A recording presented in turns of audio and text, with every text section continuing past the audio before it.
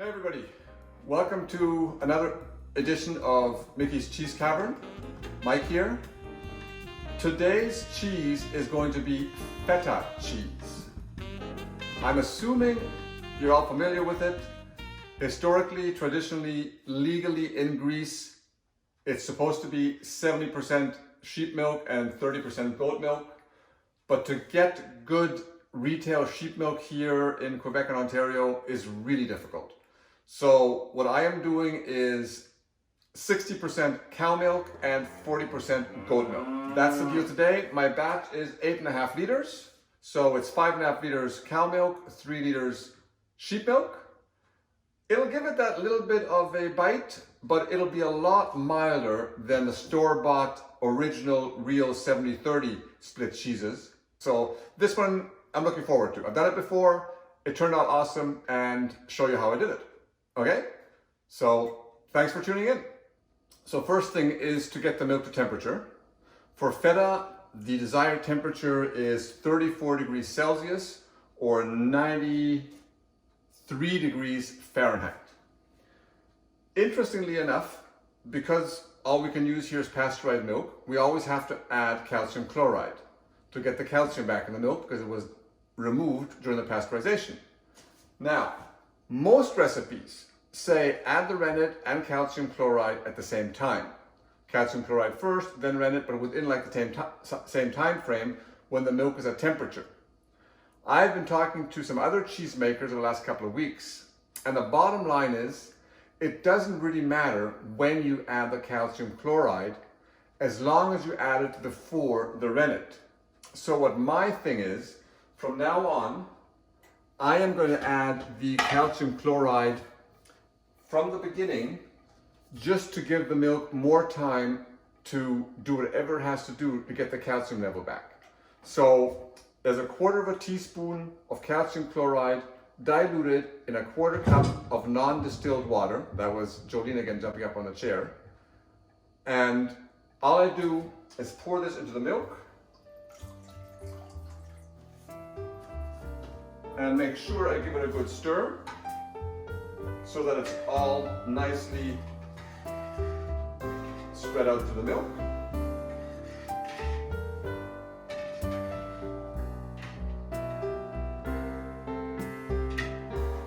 There you go. And now I let the milk get to the temperature of 34 degrees Celsius. It's going to take about 10-15 minutes sitting on a double boiler. That's it. So whilst we wait for the milk to get to temperature, a quick recap of the last 3 days.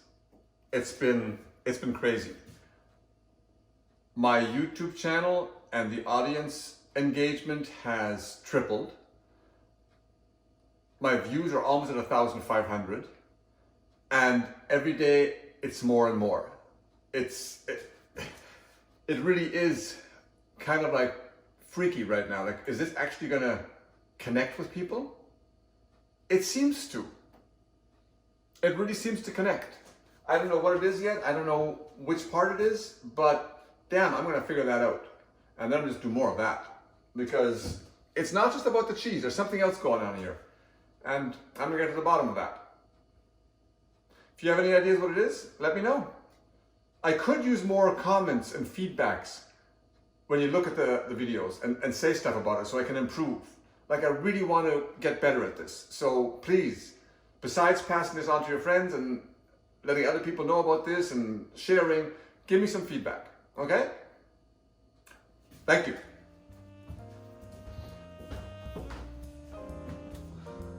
One more thing. Because of what's been going on the last 3-4 days and the amount of views and subscribers and traffic and action my Facebook page or Mickey's Cheese Cavern Facebook page and Mickey's Cheese Cavern YouTube page have been getting, I've been doing some research and I'm a far cry away from making any kind of revenue off of this.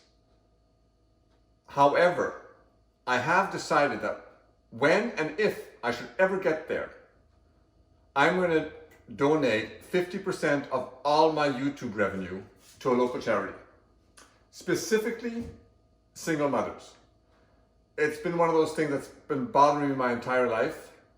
No single mother, or single parent for that matter, but I'm going to focus on single mothers, should ever, in Canada, in North America, where all the fuck we have this money, this insane wealth, but yet there's tens of thousands of single mothers that don't know where the next meal is going to come from for their children. And that is just so wrong. I just wanted to share that. Okay, so I've reached the target temperature of 34 degrees Celsius. Now I'm going to add 1/8 of a teaspoon of MM100 culture, sprinkle it on the top, let it sit for about 2 minutes to rehydrate it because it's a freeze-dried culture. After 2 minutes, I'm going to stir it under for about a minute, put on the lid, and let it sit and ripen at that temperature for 50 minutes. Then I come back and add the rennet. That's the way it goes. So, 1/8. Just sprinkle it on top.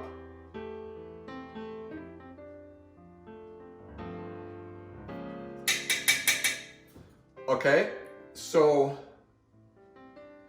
the culture's been sitting on top of the milk for a minute, minute and a half. It rehydrated. All I'm going to do now is, and this is important, that you stir it in thoroughly so the cultures are evenly spread out through the milk. Up and down, sideways, whichever way you prefer, but make sure you get the whole milk moving. Timer on for 50 minutes. Put the lid back on to keep the temperature. And let it sit. So I'm going to add the rennet now and then let it sit and stabilize for probably another 50 to 60 minutes until I have a clean break in the curds.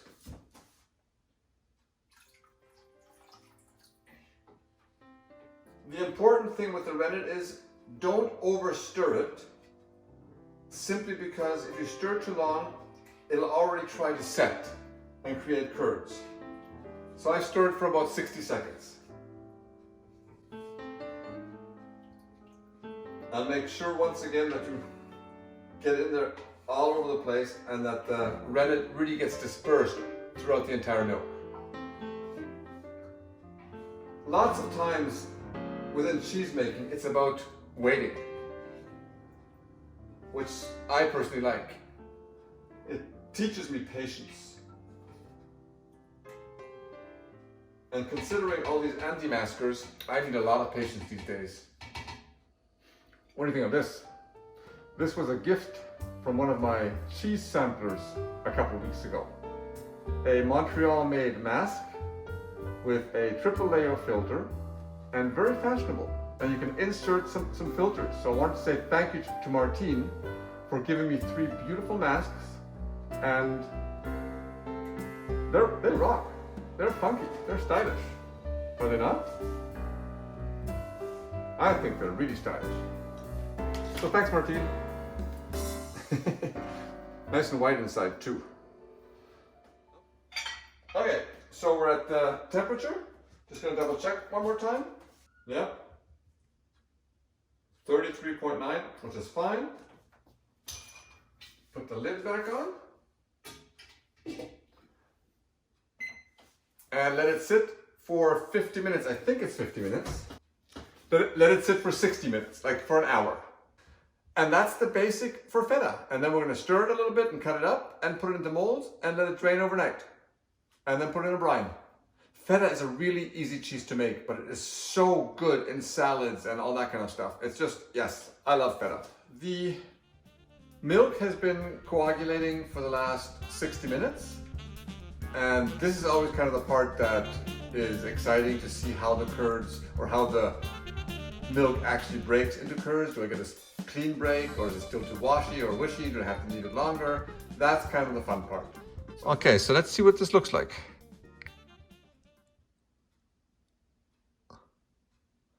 Oh, nice clean break. See that?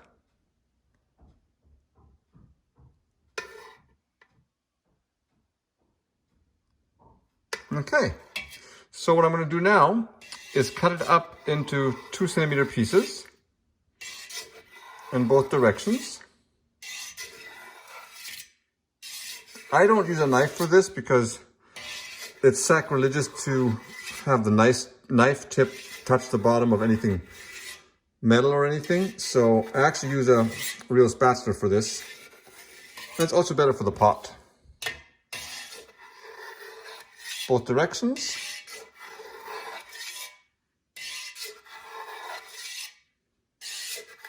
Just cut it all the way through. Don't cut too fast or you're gonna make too much damage to the curds.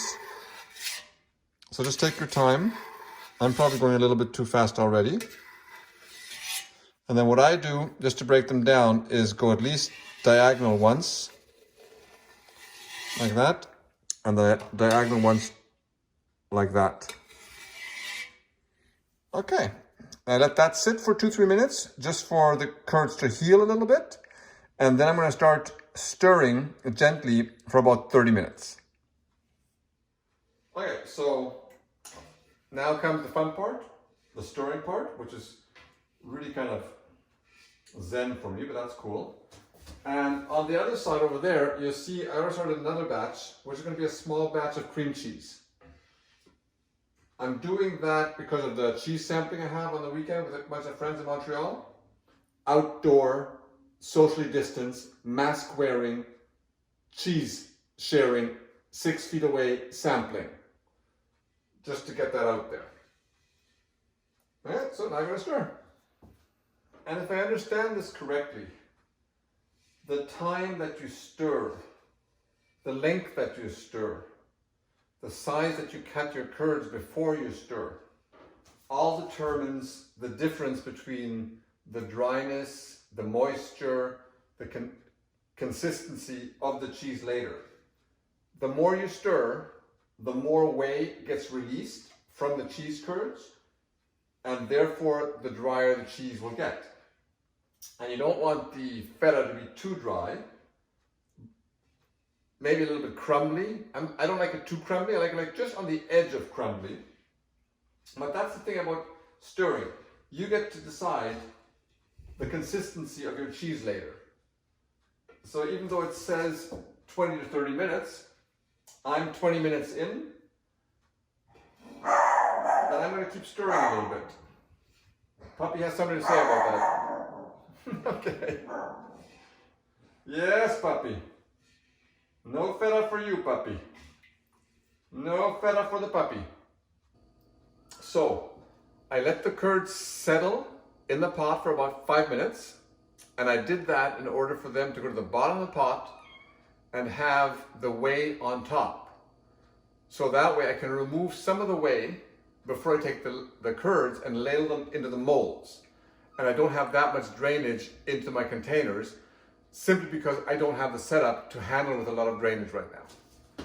My technique, which I've seen online, which I love, instead of stirring up all the curds again, I just put a sieve in there and take the whey into the pot next door, and I have no chance of taking any of the curds with me. And I kind of do that until I see the curds. Let me show you what this looks like.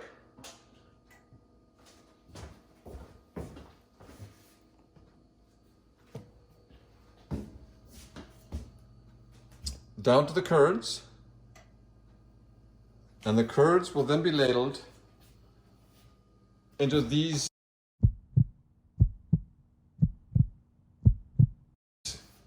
new kind of molds that actually don't even require cheesecloth. That's how they're set up. I'll show that to you in a minute. Now I'm going to take my ladle, position the pot so I don't drop everything all over the place, and just transfer the curds into the mold. Whoops. That wasn't supposed to happen. Let's put that back over there. There, like that.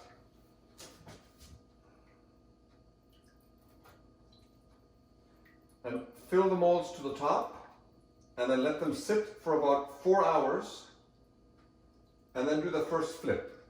And after that, let them drain overnight at room temperature. At like 22 degrees, 21 degrees Celsius. So the end result are 3 molds full. Now I'm going to let this drain for about 4 hours. Make sure that your draining container is deep enough because there's so much moisture still in the curds that if you don't pay attention, it's going to run over. After 4 hours, I'm going to flip it once and then let it drain overnight. I tend to cover it up with some kind of a cheesecloth or something just so that nothing can get at it, dust-wise or bug-wise or what have you. And then in the morning, I'm going to brine it. Morning. So today is obviously the next morning, and the feta cheese was allowed to air dry overnight. It's 11 o'clock a.m. right now, and last night I flipped the cheese 3 times every 2 hours. Last one was at midnight. Then I flipped it again one more time this morning at 8 a.m., which would make it then 4 times altogether. Let it sit for another 2 hours, and then I put it into the brines and dry salted. I did 3 different techniques. I did a pure whey brine with a 20% brine mixture and a 50-50 whey non-chlorinated water with a 20% brine mixture, which means 120 grams of salt to 1 liter versus 80 grams of salt to 1 liter for the pure whey mixture. And then the last feta that I did, I actually dry salted and I'm letting air dry until tomorrow. And right there, the cream cheese that I'm still finishing off today. It sat overnight also, and I'm gonna ladle it pretty soon, hang it in there to drip dry, and tomorrow morning I'll spice it with herbs and garlic and what have you. And that stuff is so fucking awesome. Like cream cheese, so easy to make. Feta, so easy to make. Like I don't know why I wasn't doing this my entire life. This stuff, and it's the bomb. Compared to what you get store-bought, if you find the right milk, find the right ingredients, there's no way I'm ever going back. Like, it's just insane, and it's so easy. I mean, the cream cheese is so damn easy. You bring it to temperature, you put it in the rennet, you put it in the cultures, stir it, and let it sit for 12 hours. And the next morning, you take the curds out, you don't even cut them up, you just take them out, put them in a cheesecloth bag, hang it up to drip dry, put it in here, cast away, next for 12 hours, take it out, scoop it on a plate. Spice it if you want to, herbs, garlic, what have you, whatever you like. So I'm going to show you now the setup here, and that's it. That's how you make feta cheese. And here's the end result. Let's see if I can get this in the camera. Here is the halfway, half water, 20% brine mixture. And the feta is just floating in there. Got to be still a little bit gentle because it's still a little bit soft. Here is the other one, the 100% whey at 20% mixture. Gonna flip that one around too. Looking really good. Here are my 2 whey containers that I have to enjoy for my cereal or for smoothies or what have you. It's just the leftover whey, put it in the fridge, keep it there for a week. I gotta say, I'm learning the value of labeling everything and putting dates on it. Here is the dry salted one, air dried and salted. And this is what it looks like. Still very moist, obviously, but that's the end result. Nice packaging, nice shape. I got it sitting on these perforated mats so the liquid can still drain out. And that concludes another Mickey's Cheese Cavern episode, this time feta cheese. In a 24-hour period of time, edible in 48 hours, stored away in the brine for a week or 2 or 3 if you wanted to make it even more flavorful. But that's it. Okay, folks, thank you so much for watching. I hope you had fun. I hope you enjoyed yourself. I hope you learned something. I goddamn hope you're gonna make some cheese. See you next time.